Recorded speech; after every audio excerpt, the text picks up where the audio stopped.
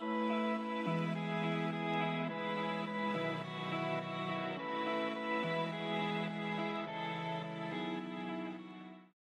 of all, the desire to support the child in the best possible way is a wonderful thing. So we have to, even if there might be some mistakes or some difficulties that come up because of the parent trying too hard. The good intention has to be appreciated.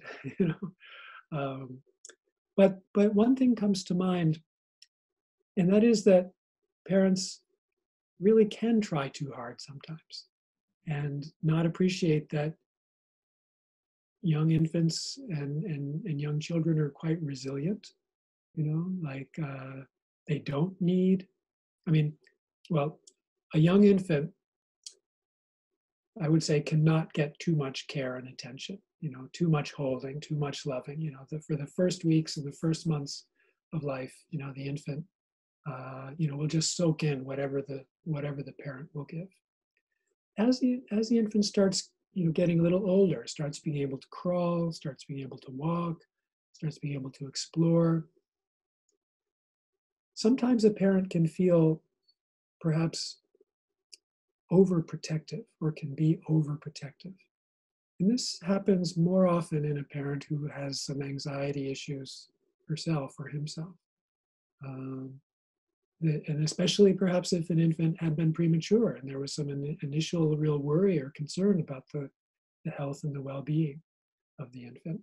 The parent may become more worried, more anxious about the safety of the child and the well-being, and could actually become over-focused, and as a result, not let the child have as much space, not let the child have enough separation from the caregiver. One of the things that is a hallmark of secure attachment is when the infant feels safe and connected with the presence of the caregiver. That's called secure base. When he or she feels comfortable and confident that the parent will be there when needed. And because of that secure base, able and willing and interested in exploring away from the caregiver. Okay? Now, if a parent is too anxious, he or she might get worried if the child goes away and starts to play with something. It's like, oh no, he might hurt himself, or oh no, and actually, rush and either get the child and take the child away from whatever he or she was doing, mm-hmm. or maybe come to the child and get maybe too involved with what the child's doing and not let the child be on his own or her own as much. Okay? Now, of course, there's a balance. There's, we want the child to have some time apart, do things on his or her own, and also some time doing those things with the caregiver and with the parent. Okay? So it's a matter of degree. And I would encourage parents to recognize that giving the child space sometimes is really valuable, is really important for the development of security. Mm-hmm. And you can be watchful, you can be attentive, you can make sure, this is part of the protectiveness, you can make sure that when that child has space, like is in the other side of the room and trying something new, you can watch and make sure that the child's okay with it, not going to get hurt. But be cautious about too often rushing over and getting involved or interfering with what the child may be doing on his or her own. This doesn't mean you shouldn't play with your child. Lots of play, lots of, connecting time together with play is wonderful. It's really helpful too. But the child needs a little time apart, needs some time to do things on his or her own. And then you'll have the opportunity to see that when he or she gets a little scared or just wants contact again, he or she will crawl back or walk back or run back to you as parent, and there will be that nice reunion experience. So just related to this, as the child gets even older, say, 1 year, 2 years, 3 years of age, some parents there's this notion called it's called attachment parenting, and it's a way of thinking about parenting that really that highlights a lot of contact and connectedness with the child. It's like you're always being present. The child sleeps with the parents and, at night in bed all the time. There's in my view, I mean, the intentions are really good. It's about being there for the child. But in my view, the attachment parenting notion has problems in that it doesn't allow the child to have the kind of space that I was talking about just now. The child, I think, really needs to have some distance from the parents at times to develop his or her own experience and his or her own self.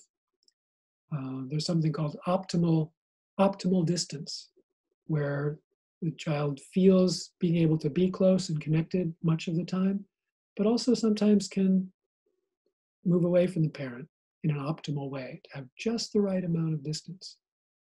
There's also something called optimal frustration, where many parents, and I think in the attachment parenting model, the notion is you want to minimize the child's experience of frustration. Again, really good intentions and good to a point. But it's also important for a child to have some frustration so that he or she can learn to tolerate frustration. Life will present challenges and life will be frustrating sometimes. And if a child experiences just the right amount of frustration or optimal frustration, then he or she will learn how to be with challenging situations and learn how to deal with them internally. Learn how to maybe go to the parents for help if needed. But it's good to let the child sometimes go to the parent for help rather than the parent always going to the child to give help. Very interesting. How would someone try to find this sweet spot of optimal frustration and optimal distance? So what could be the clues for someone who is a parent to understand that, yes, it looks like I'm in an optimal position, let's say? Yeah, that's a tough one to answer. Just like, when we think of the notion of good enough parenting, well, what's good enough, or how much, practicing the 5 conditions that promote secure attachment. It's like, well, what's good enough for that? I like to say, well, maybe 70% of the time you can do most of those. But, how do you define that? That's difficult too. Mm-hmm. So I think ideally a parent will be attuned to him or herself as well, and can use, so as a parent, one can, you can use your own intuition, your own kind of gut sense of, when to go go toward the child and help, and when to just let the child, do something on his own a little bit more. If you're letting the child do something on her own and it's seeming fine, and then all of a sudden you notice some frustration, like the child is crying, well, maybe, sometimes you might want to go right away, depending on what happened that led to the crying. But sometimes, like if the child got hurt somehow, then of course you go to the child right away.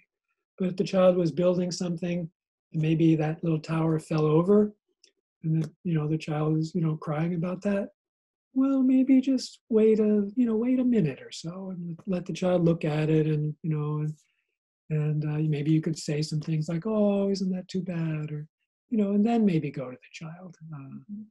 So it's more, I guess, an intuitive process that the more attuned a parent can be to himself or herself, the more then that intuitive sense will be a guide for how to respond. Mm-hmm. And parents are always learning too. It's the child will teach the parent how to be a good parent if the parent is interested and to be attuned. And of course, parents talking with other parents is good. Parents talking with their own parents reading, parents watching videos, ways to